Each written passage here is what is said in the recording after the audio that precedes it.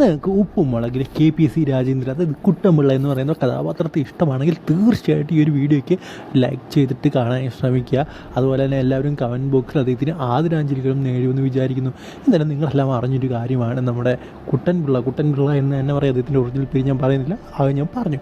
So എന്തായാലും അദ്ദേഹം അന്തരിച്ചിരിക്കുകയാണ്. ഇന്നലെ ഇതുമായിട്ട് ബന്ധപ്പെട്ട കുറേയധികം എന്താ പറയുക അന്തരിച്ചു എന്ന് പറഞ്ഞുകൊണ്ട് ഫേക്ക് ന്യൂസ് വന്നിരുന്നു. ബട്ട് ഇന്നലെ അദ്ദേഹത്തിനൊന്നും സംഭവിച്ചിട്ടില്ലായിരുന്നു. ബട്ട് ഇന്നായപ്പോഴത്തേനും അദ്ദേഹം മരിച്ചു എന്നതിനുള്ള വാർത്തയാണ് പുറത്തേക്ക് വരുന്നത്. സോ എന്തായാലും അത് വളരെ വലിയൊരു നഷ്ടമാണ് ഉപ്പും മുളകിനും. അതുപോലെ തന്നെ നമുക്കെല്ലാവർക്കും അതൊരു വലിയ നഷ്ടം തന്നെയാണ്. കാരണം അദ്ദേഹം വളരെ നാച്ചുറലായിട്ടാണ് ആ ഒരു റോൾ ചെയ്തിരുന്നത്. നിങ്ങൾ തന്നെ ശ്രദ്ധിച്ചാൽ വളരെ നാച്ചുറൽ. ഈ കുട്ടൻപിള്ള എന്ന് പറയുന്ന KPC രാജേന്ദ്രൻ ഈ ഒരു വ്യക്തിയും അതുപോലെ തന്നെ പണ്ടത്തെ ഭവാനി എന്ന് പറയുന്ന അവർ വളരെ മികച്ച രീതിയിലൊക്കെയാണ് ഈ ഒരു റോൾ ചെയ്തിരുന്നത്. സോ എന്തായാലും ഇതിനെക്കുറിച്ച് നിങ്ങളുടെ അഭിപ്രായം എന്താണ്?